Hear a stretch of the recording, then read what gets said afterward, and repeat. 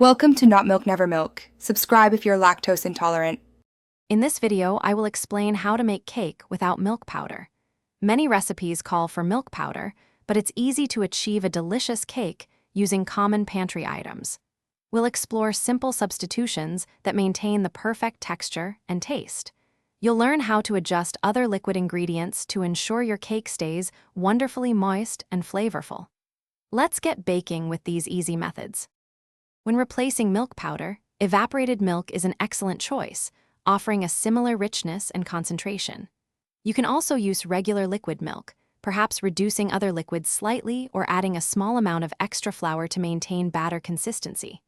For those seeking non-dairy options, full-fat coconut milk or even a rich oat milk can provide a wonderful texture and unique flavor profile to your cake. Experiment to find your favorite. Adjusting your liquid ratios is key when omitting milk powder.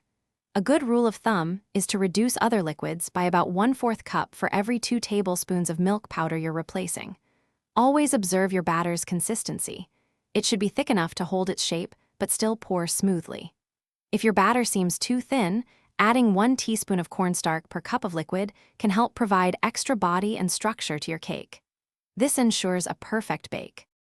For best results, bake your cake at 350 degrees Fahrenheit for approximately 25 to 30 minutes, depending on your oven and pan size.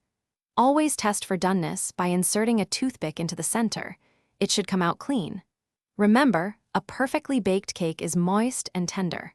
Also, if you're looking for ways to improve your financial well-being, check out the description below for a link to a fantastic book that can truly change how you think about money, along with other great deals. Happy baking! Thanks for watching. If this was helpful, leave a like and consider subscribing. See you next time.